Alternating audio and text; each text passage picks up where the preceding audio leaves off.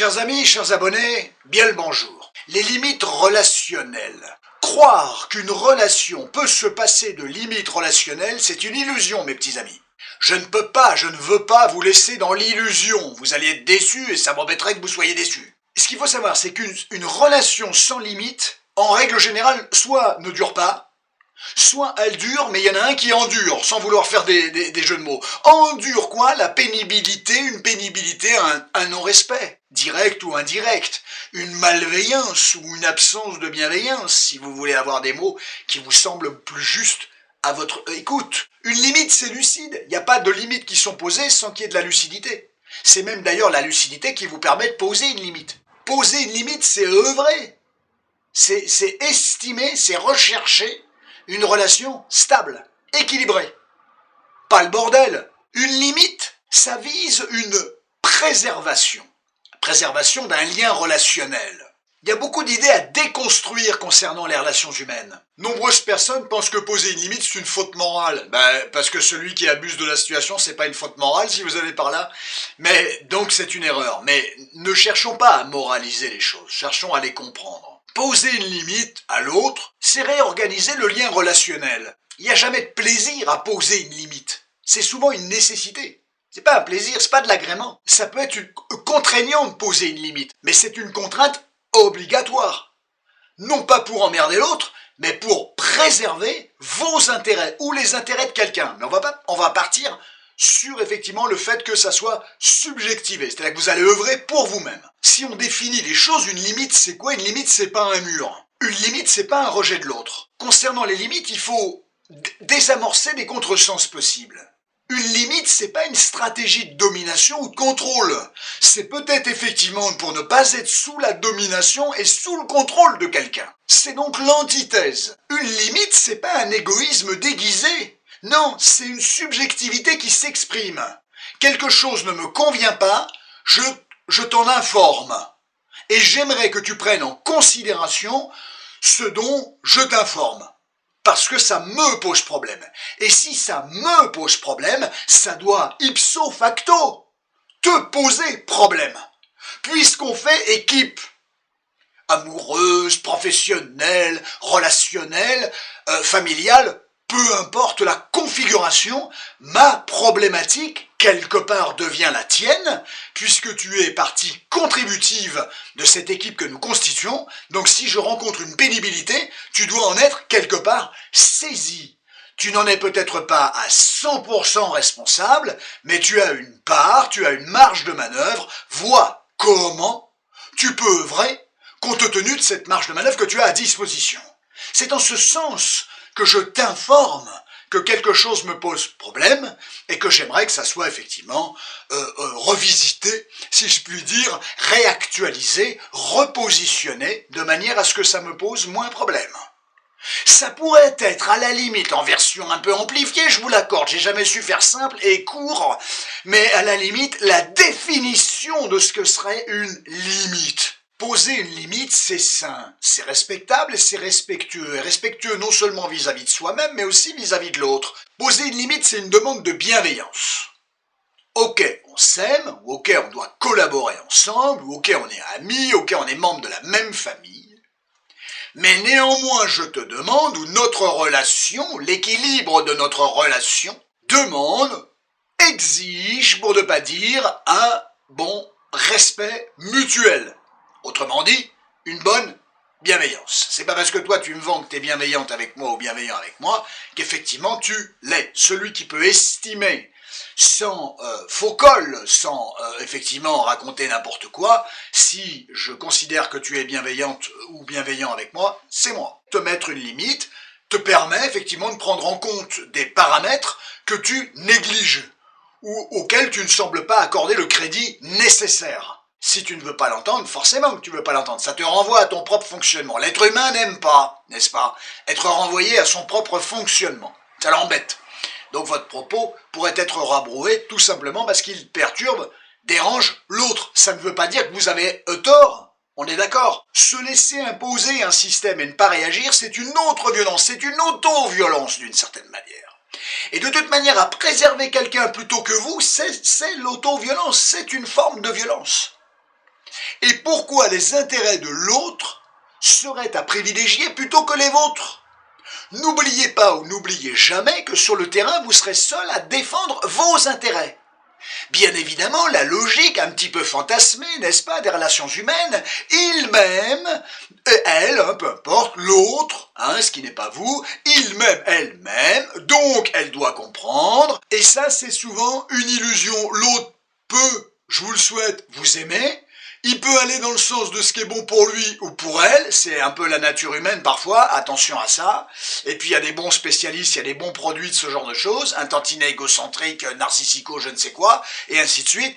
Attention à ce genre de calcul. Donc l'idée fantasmée que l'autre vous aime, donc il va faire attention à vous, c'est pas gagné. Poser une limite, c'est se reconnaître soi. Ça veut pas dire demander à ce que tout tourne autour de vous. Non, ça veut dire viser un équilibre, un rééquilibrage, ça dépend de ce qui se passe, pour que tout le monde y trouve son compte. Et pas à minima avec je prends 10% et l'autre il a 90%, non, un espèce de savant juste milieu pour que chacun y trouve réellement son compte. Ayez certaines exigences, parce que tant que vous ne dites rien, l'autre estimera toujours que ça vous va. Oui, mais c'est pas parce que quelqu'un ne dit rien qu'effectivement il consent. Attention à qui ne dit mot consent, c'est faux ça. C'est archi faux ça. Poser une limite, c'est toujours effectivement parler de soi, au travers d'une limite. C'est pas moi je, c'est cette limite me permet effectivement de te rappeler que je suis derrière, je suis de l'autre côté de la limite, ou que je suis là tout simplement, peu importe la métaphore, et je réclame, je demande, je suscite le respect, ou la bienveillance, n'est-ce pas? Cette limite est son respect.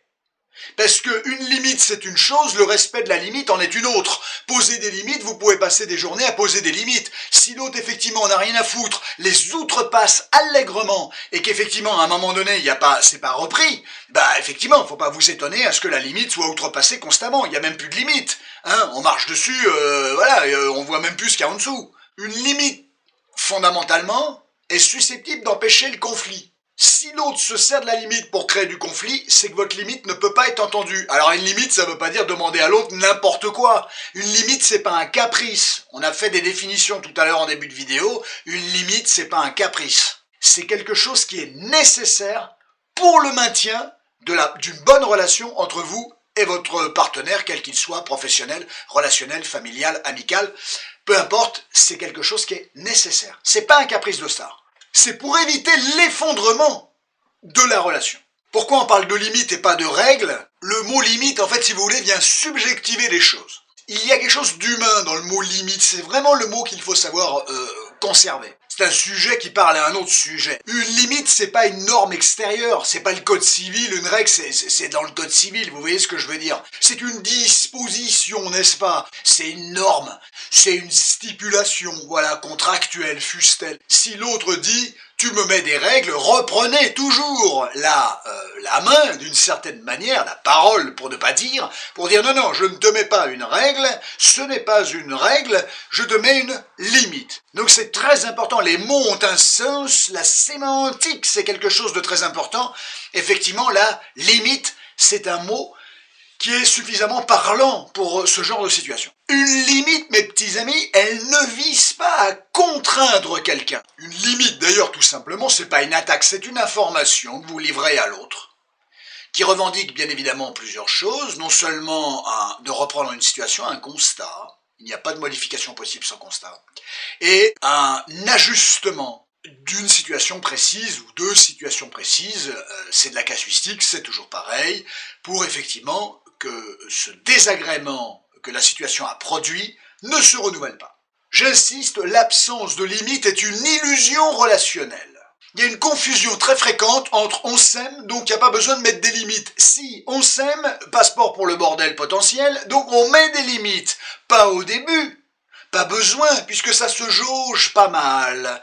Ça se séduit beaucoup, l'état amoureux, c'est formidable, tout le monde il est beau, tout le monde il est gentil, tout le monde il est formidable. Les petits éléphants roses, n'est-ce pas, des licornes, les nuages roses, et ainsi de suite. Les bisounours, on se calme, l'illusion va prendre fin. Et c'est là où, effectivement, va émerger, apparaître des Limite. Avec une espèce de notion un peu fantasmatisée, n'est-ce pas? Si je dis oui à l'autre, l'autre va m'aimer encore plus. Non, il vous aimera peut-être, mais c'est pas le problème. C'est pas, mélangez pas tout.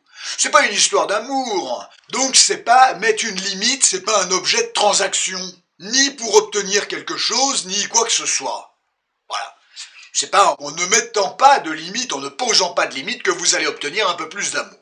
Et si vous commencez à rentrer là-dedans, eh ben posez-vous sacrément des questions parce que et d'une c'est pas la bonne route et de deux c'est effectivement certainement pas comme ça que vous allez obtenir ce que vous visez. Et puis et de trois ou je ne sais pas le chiffre peu importe, l'autre voyant qu'effectivement vous ne posez pas de limite, bah c'est un peu on est chez mémé, tu comprends, c'est un peu la fête du slip.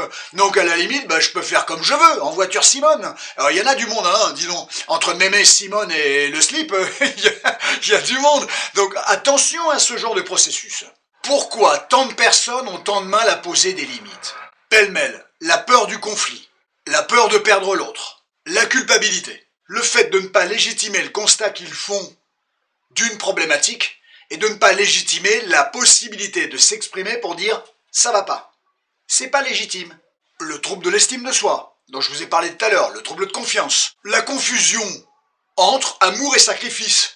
C'est pas parce que vous aimez quelqu'un qu'il faut se sacrifier pour autant. Qu'il y ait certaines choses qui soient un peu arrondies au nom de l'amour, oui. De s'asseoir sur des limites qui vous semblent effectivement normalement incontournables, non. Ne confondez pas amour et sacrifice. Les répétitions historiques, la structure, effectivement l'autre peut avoir un positionnement que vous avez déjà plus ou moins connu. Dans votre existence, ça réactive, ça réactualise des comportements que vous avez déjà subis. Peu importe qui, un partenaire précédent, un frère, une sœur, le père, la mère, un système familial, peu importe. Vous retrouveriez quelque chose que vous avez déjà connu. L'aptitude, la tolérance, pas l'intolérance, la tolérance à des choses qui normalement sont déjà absconses, saugrenues. Le fait que l'autre soit intrusif dans votre vie, s'il y a déjà eu des personnes intrusives dans votre existence, il y a une tolérance à ça. Attention à ce genre de choses. La disqualification émotionnelle. Dès que je me positionne, je dis à l'autre ce que je vis, ce que je ressens, il me disqualifie, il vulgarise, il rabroue. Il vient faire effectivement une espèce de classement entre des priorités qui ne sont que ni plus ni moins le regard que lui ou elle, peu importe, c'est pas une histoire de genre, porte sur la chose. Il réagit, elle, peu importe, l'autre, il réagit extrêmement mal quand je lui dis quelque chose, il se braque, il fait le malheureux, il m'accuse. Tout un tas d'éléments qui font qu'une personne finit par ne plus se positionner, ne pas se positionner ou ne plus se positionner. Et malheureusement, ça ne fait qu'accroître la difficulté relationnelle et le non-respect, c'est-à-dire le non-équilibre dans la relation, quel qu'il soit, considération relationnelle, considération de communication, considération affective, absence de reconnaissance de l'autre, de la présence de l'autre, du rôle de l'autre, et ainsi de suite. Ne pas savoir poser de limites, et peut-être que ça vous a été interdit à une période de votre existence, ne veut pas dire que vous n'avez pas la possibilité d'en poser là, maintenant. Entre l'enfant que vous avez été et l'adulte que vous êtes devenu, il y a une petite marge, et ça serait bien que vous soyez du côté de l'autre marge, parce qu'effectivement, un adulte peut poser une limite. Un enfant, c'est très compliqué. Enfin, ce qui est infantilisant, c'est compliqué de poser une limite. Au contraire, vous pourriez avoir tendance, s'il y a une forme d'infantilisation, l'être humain ne se rend pas toujours compte qu'il est parfois dans des comportements dits un peu infantilisants ou infantiles, eh bien effectivement, il peut avoir tendance à convoquer la limite posé par l'autre. Ça, c'est le propre de l'enfant, qui cherche à évaluer les limites. Ensuite, quand vous avez basculé, ça ne se fait pas du jour au lendemain, je vous le dis tout de suite, et pas à vos 18 ans, révolu. Non, c'est pas comme ça que ça marche. C'est toute une approche psychologique, c'est tout un développement. Eh bien, quand vous êtes adulte, vous êtes en droit de poser des limites. La conséquence clinique est évidente.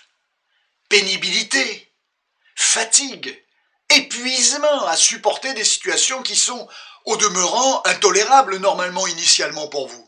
Ressentiment, vous commencez à vous dire mais comment l'autre peut agir comme ça? Je l'ai quand même déjà plus ou moins éveillé. Ben oui, mais éveiller c'est une chose, se positionner en est une autre. Même si déjà éveiller l'autre sur un dysfonctionnement, c'est déjà une forme de positionnement. Mais il y a la parole et puis après il y a les actes. S'il n'y a qu'une parole, un avertissement, mais qu'il n'y a pas d'acte ou pas de sanction, comme on pourrait dire, effectivement la parole tombe en désuétude. Et c'est pour ça que je vous ai dit tout à l'heure qu'il y avait la force oratoire, enfin la parole autrement dit, façon basique, eh bien, et à un moment donné, il y a des actes qui doivent être posés. Je t'ai demandé ça, tu ne l'as pas respecté, après il faut voir ce que c'est, il faut voir les enjeux, est-ce que la relation elle est pliée, est-ce qu'il y a eu un manque de respect criant, quelle est votre capacité de tolérance, attention à la capacité de tolérance, si à quelqu'un vous lui dites, vous criez au loup, façon de parler, c'est une expression, et qu'en fait, il y a rien, c'est que de la parole, vous n'êtes pas très crédible, votre parole n'est pas crédible, je cautionne absolument pas le fait que l'autre s'en serve, mais effectivement, l'autre il est rassuré quand le fait que, bon, alors lui ou elle, voilà, il gueule, voilà, il crie au loup, mais en fait il se passe rien, voilà, et ça c'est le souci, c'est l'autre qui n'est pas très bienveillant et qui va savoir utiliser ça. Voire vous emmagasiner bon nombre d'informations, de ressentiments, et puis tout d'un coup ça explose, ça part dans tous les sens, et ça c'est pas forcément un bon scénario. Pour être sûr que quelqu'un y trouve son compte, faut encore le lui demander, est-ce que tu trouves ton compte? Et même si l'autre dit ouais, t'inquiète, il y a des t'inquiètes qui font qu'on s'inquiète justement, ou qu'on doit s'inquiéter, voilà, il me dit ça pour me rassurer, ou pour ne pas m'embêter, ou je ne sais quoi, oui, j'aimerais bien en savoir un peu plus sur son non, ça va, t'inquiète. J'ai même envie de dire, il y a des t'inquiètes qui viennent dire occupe-toi de moi, intéresse-toi à moi, mais ça, c'est toujours pareil.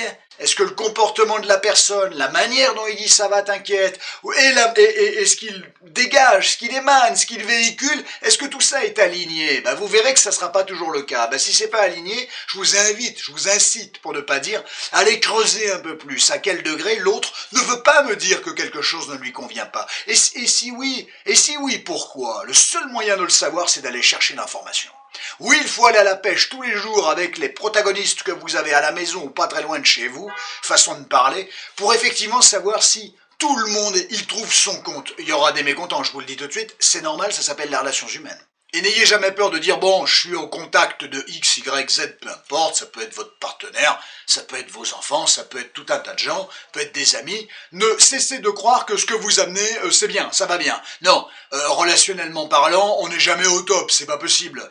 On est concentré sur sa vie, sur sa problématique, donc forcément, on essaye de faire au mieux pour les autres, d'être le plus disponible, le plus bienveillant, bien évidemment, mais on rate toujours quelque chose. Donc le plan, j'ai pas à me remettre en question au niveau des relations humaines, personne ne peut se targuer de dire niveau des relations humaines, j'ai pas de questions à me poser, ça va bien, personne ne peut faire ça. Et celui qui croit ça, ou qui fait ça, ou qui pense ça, est déjà dans l'erreur. Parce que concernant les relations humaines, on n'est jamais assez, le tout est de pas tomber dans le piège et dans l'extrême inverse, de se mettre en retraite, tout donner à l'autre. Non, mais il y a toujours source de questionnement possible, puisqu'entre ce que l'autre attend et ce qu'on peut amener, il y a toujours une marge. Des fois c'est un petit ruisseau, mais des fois c'est l'océan Atlantique, n'est-ce pas? Et ça c'est une autre affaire. De toute manière, si une limite quelque part n'est pas fermement maintenue, elle se détériore d'une certaine manière. Une relation qui ne supporte pas de limite est une relation qui peut sembler bien fragile. La limite, j'insiste, moi, Franck Dio, psychothérapeute au demeurant, agréé par l'ARS, le ministère de la Santé, qu'une limite, ça a une fonction psychique structurante. C'est pas une arme relationnelle. Ça structure les choses, ça structure celui qui la pose, l'estime de soi, le respect de soi, la capacité à pouvoir formuler ce qui peut poser problème, la force du constat, la préservation de soi, l'information à l'autre, le respect de l'autre. Je t'informe, donc je te respecte. Je te respecterai pas, je t'informerai même pas. Vous voyez, en quoi poser une limite est un respect de l'autre? Quelque part. Et la manière et la vérification de comment cette limite va être intégrée. Il y a bien une fonction psychique considérable, structurante, cohérente et structurante. Et ça, j'y tiens beaucoup. La limite, c'est une frontière psychique, pour soi, pour l'autre et pour la relation. C'est un triptyque, c'est tridimensionnel, ça a une fonction structurante du sujet. La limite, c'est une ligne de démarcation entre vous et l'autre. C'est un moyen de rappeler à l'autre que vous n'êtes pas un objet et qu'effectivement vous ne lui appartenez pas, que la fusion, ça n'existe pas, qu'il y a bien une limite parce qu'il y a des choses qui ne sont pas permises, tolérées, tolérables, et ainsi de suite. La limite le rappelle. Alors effectivement, l'autre, ça l'embêtera toujours un peu, mais c'est pas pour emmerder l'autre que vous le faites, on en a parlé tout à l'heure, on en reparle. C'est effectivement pour dire, nous sommes différents, et c'est pas parce que quelque chose te semble juste bon à toi, que ça l'est forcément pour moi. J'ai envie de dire même la limite ou la situation incongrue, compliquée que vous rencontrez, est un très bon moyen effectivement de partager. On peut partager de belles choses, mais on peut aussi partager un peu de merde, pardon pour la rhétorique, parce que ça peut permettre aussi de clarifier un certain nombre de choses. Donc ne vous vouez pas qu'on partage de choses agréables. Non, on partage aussi des choses désagréables, et en partageant les choses désagréables, on peut les solutionner, on peut s'en émanciper pour pouvoir effectivement mettre à profit beaucoup plus d'agréments. Sans limite claire, il y a une confusion émotionnelle qui se met en place. Sans limite claire, il y a un envahissement potentiel de l'autre. La limite, je l'ai dit, je leur dis, ça permet une différenciation entre vous et l'autre. C'est nécessaire, ça. Sinon, c'est la fusion et l'autre, il agit avec vous comme il agirait avec lui-même. Oui, mais vous n'êtes pas l'autre, vous êtes vous, et c'est beaucoup. Et c'est génial, et cherchez pas à être l'autre, ou le prolongement de l'autre. Soyez vous-même, c'est formidable dans la vie d'être soi-même. On t'aimera ou on t'aimera pas, mais on repérera l'authenticité que vous représentez, que vous incarnez en chair. Poser une limite, c'est une responsabilité subjective. Vous êtes capable de déplaire, oui, mais c'est pas le but. C'est effectivement dire, je suis là, je suis sujet. Je suis pas objet, je suis sujet de la parole. Dans l'idéal, une limite doit toujours être posée sans agressivité. Voilà, c'est propre. Si vous sentez que ça bouillonne un peu trop, c'est peut-être pas le bon moment, facile à dire, c'est peut-être pas le bon moment pour extérioriser, parce qu'à la limite, l'autre va entendre votre agacement, il va entendre vos hurlements, façon de parler, votre colère, il va dire « Ah bon, elle était en colère, il était en colère, donc c'est bon ». Et en fait, il va vulgariser votre discours, parce qu'il va faire passer l'émotion d'abord. C'est un petit subterfuge qui est assez catastrophique, mais vous comprenez ce genre de choses. Alors, essayez de vous calmer. Ça peut être le lendemain, ça peut être 2 jours après, ça peut être une semaine après. Dites-vous bien qu'une situation peut être reprise à n'importe quel moment. Ça peut être sur le moment si vous êtes flegmatique. Attention, flegmatique, l'autre il va réagir, je suis pas sûr que vous restiez flegmatique. Mais bon, à un moment donné, il faut bien se lancer. Mais ça peut être repris quelques heures après, ça peut être le lendemain, 2 jours après, une semaine après, pas 6 mois après les petits amis si c'est possible.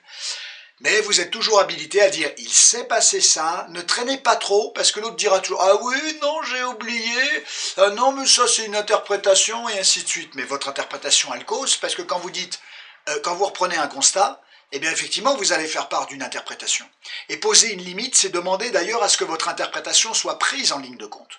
Très important de comprendre ça. Donc une limite floue, c'est toujours dangereux, une limite avec agressivité, c'est toujours dangereux. L'ultimatum, j'en avais fait une vidéo il n'y a pas très longtemps, l'ultimatum, c'est pas le meilleur moyen non plus, c'est bien un peu le plan en dernier recours parfois, mais effectivement, c'est pas le meilleur moyen, l'autre pourra toujours dire, oui mais c'est quoi cette histoire, comment ça se fait que tu me mets un ultimatum, ainsi de suite, et il butera sur l'ultimatum, et il prendra bien soin de ne pas entendre la limite qui est posée. Et viendra l'autre jouer le dérangement de tu ne me mets pas d'ultimatum. Voilà. Et donc votre limite va passer à l'as parce que c'est l'ultimatum qui va prévaloir. Et ça, il est toujours souhaitable de ne pas poser des limites sous forme d'ultimatum. Même si certains systèmes font que des fois ça a lieu, mais ça a souvent lieu parce que ça a été mal posé avant, en règle générale. J'ai fait une vidéo là-dessus.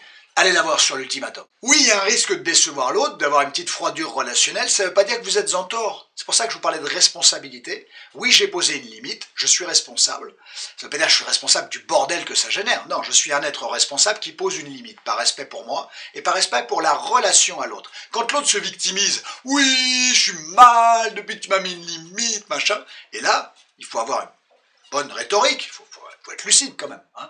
Eh bien, vous ne laissez pas impressionner, j'ai fait ça pour nous. Pas pour moi, pour nous. Parce que la qualité relationnelle exige un certain nombre de limites, ou du moins de ne pas être dépassé. Donc c'est pour nous que j'ai fait ça. Certes pour moi, mais aussi et surtout pour nous. Parce que si la limite n'est pas posée, ou mal posée, ou pas respectée, notre binôme, façon de parler, va rencontrer des problématiques. Je ne vois pas quel intérêt j'aurais à maintenir notre binôme avec de telles problématiques. On va au clash, on va dans le mur. Je ne le veux pas. Soyez lucide. Faites confiance à votre rhétorique et à votre capacité à communiquer. Autrement dit, l'art de poser une limite, c'est pas une technique. C'est une posture, et ça repose sur la clarté intérieure. Poser une limite, c'est accepter que l'autre soit déçu, qu'il ne comprenne pas, qu'il n'apprécie pas. Après, ça vous permettra de voir comment il est et comment il s'adapte à vous. Ça peut être aussi, façon de parler, un bon test. À qui j'ai affaire? Si quand j'ouvre ma bouche, l'autre il prend pas en considération ce que je lui dis, le devenir relationnel risque d'être compliqué. Mais au moins ça aura le mérite d'être un révélateur. Jamais, au grand jamais, il faut poser une limite quand on commence à s'apprécier soi-même. Parce que d'abord, il y a malheureusement le risque qu'il n'y ait pas une grande évolution ou alors extrêmement lente. Alors si effectivement vous attendez cette résultante, ça va prendre du temps, et si vous vous positionnez qu'à ce moment-là, pendant ce temps-là, vous allez en prendre, façon de parler, plein la tête pour pas un rond. Et je suis pas sûr que ça soit une bonne idée.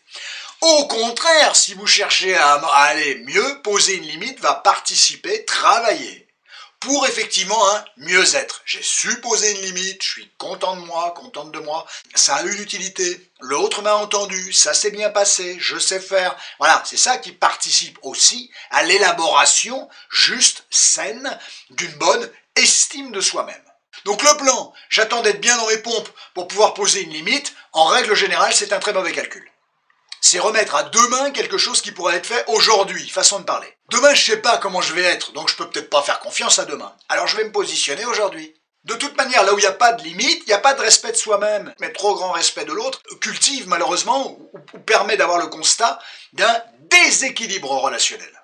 Or, une relation déséquilibrée, quelle qu'elle soit, en amour, sous forme de respect, et ainsi de suite, ne peut pas produire une bonne résultante. Si vous voulez que ça dure, ça ne peut pas durer sans limite, parce que vous allez croire, vous, en disant « je pose pas de limite, ça va aller ». Mais vous allez emmagasiner des choses qui sont violentes pour vous. Donc oui, la relation peut se prolonger, mais vous allez être mal. Le pari me paraît pas extraordinaire. Poser une limite, c'est renoncer d'une certaine manière à un certain type de relation. Il y a beaucoup de gens, on parlait de répétition dans une vidéo précédente, il y a pas mal de personnes qui sont dans des répétitions. Poser des limites, c'est un moyen de dire je sors de ce système répétitif, structurel. Poser une limite, c'est pas inné, c'est compliqué. Se positionner, se subjectiver, c'est compliqué. Mais c'est une nécessité.